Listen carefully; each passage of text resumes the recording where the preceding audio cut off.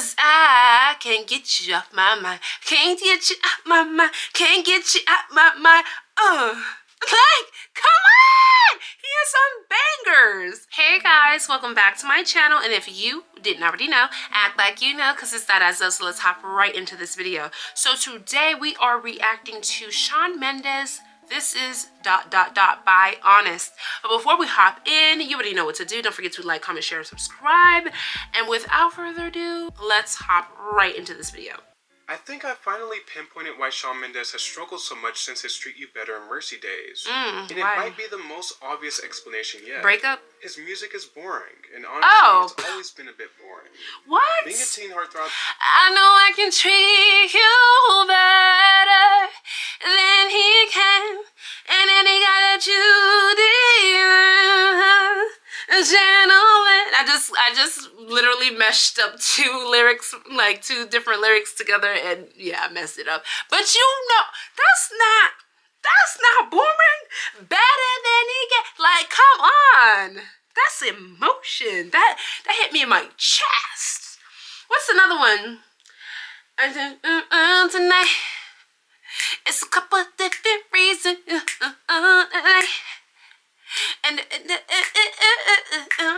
Tonight.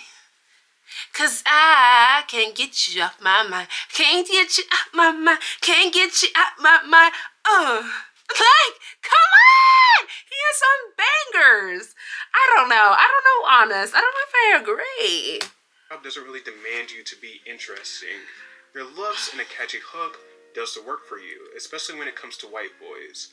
Being a sufficient and successful adult star demands a bit more, even if that bit more is as simple as an insanely catchy song. When you consider that Shawn Mendes got his start by doing covers, and had a lot of heavy industry involvement in his older work, and with the absence of some of his previous collaborators such as Teddy Geiger, it makes sense how his music over the last few years has been received and how he's meandered a bit. Shawn clearly values good pop songwriters, citing artists like Taylor Swift, John Mayer, and Ed Sheeran as inspirations. The only thing is, Shawn is not a very good writer himself. His writing really does want to be deep. It's trying so hard to, but it just never reaches that point. And that's okay and passable when you're doing more upbeat pop songs. But when you're venturing into folk pop, like on his latest release, lyrics play a bigger factor. You have to be able to carry an album with your pen doing this type of style. I can't help but to think of fellow Canadian and fellow Mendes collaborator Justin Bieber. JB? Someone who blazed the trail for Shawn to follow. Bieber has always had this effortless finesse about his career and hits, where it doesn't feel like he's trying so hard, and it still results in great gains. Meanwhile, Shawn seems to be trying really hard, especially as he's moved into adulthood, to be a more serious artist, and it results in diminishing returns. I think people like Harry Styles have really filled the gap of the lane that Shawn was intended to occupy. And that's not to say there can only be one. Right, I was about to be like... like... after a certain amount of time, you only get so many tries to really establish yourself in a new way. I think there are definitely interesting complexities in the world of Shawn Mendes that could add more depth to him as an artist. Because as we know, being a child star is not easy. Absolutely not. I think the real interesting complexities are pushed to the side in this constant journey of discovering and finding himself, a motif that he has used for nearly all of his albums. Instead, it feels like he favors an idea of what will give him credibility versus what actually will. I also think the quality of Shawn's music is heavily dependent on who he's working with, because he hasn't reached that level where his artistic presence can just simply elevate a song. And I definitely sense a real sense of emotion in his public statements about his anxiety, or his personal troubles, or him being in love. But I don't think that emotion transfers over into his music, and I think a large reason for that is his writing. This is a man that, after all, admitted that Camila Cabello was the sole inspiration for his entire discography. Really? But if you're not breaking new ground, coming up with interesting concepts, it just seems like obsolete lore. I really can't help but to think of the Sabrina Carpenter song that is allegedly about him called Dumb and Poetic, where she says, "Try to come off like you're soft and well-spoken, check out the lyrics by Leonard Cohen." This lyric is even funnier because he includes a dual cover of Leonard Cohen on his album titled Shawn. He spent so much of this album talking about being distressed, trying to find himself, but he never explains what he's running from or what has been causing him so much trouble. Well, have you ever considered if he discusses that with the public, that some people might even downplay what he's stressing about. Because, I mean, the internet streets are not kind. They are not a kind place, okay? You have to, especially if you're going to do this content creation stuff, you are going to have a strong armor on, okay? You know, some of us are still working on our armor, but we have it on regardless, because some people will try to cut you down at the knees and then do away with you if they can with their words. And it kind of sounds like he needs to rely on whatever got him started in the first place. It sounds like he lost it and he put it in maybe women that, you know, he was once in love with, which is not working out for him at all. It does not seem like that.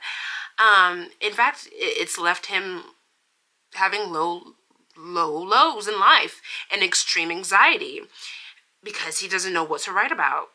I mean, if he has the time space, I would say go back to your roots.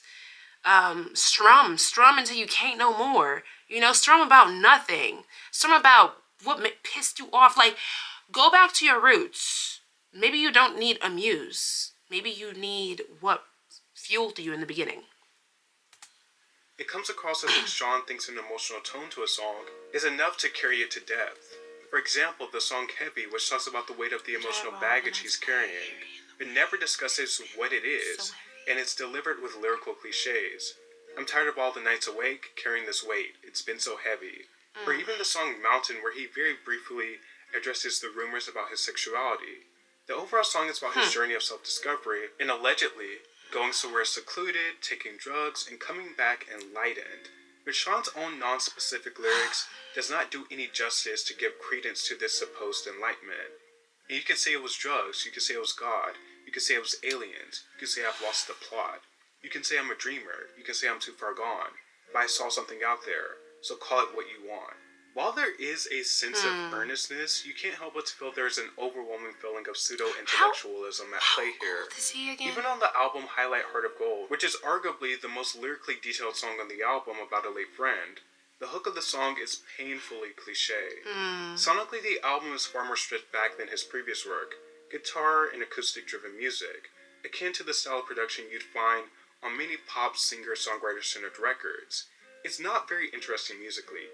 When I think of good modern pop albums that go in this direction, I think of Taylor Swift's Folklore, and we can't. Shawn is worlds away from Folklore. Yeah, we can't compare. And even though the album only has a 31-minute runtime across 12 tracks, it can certainly start to feel like one long song.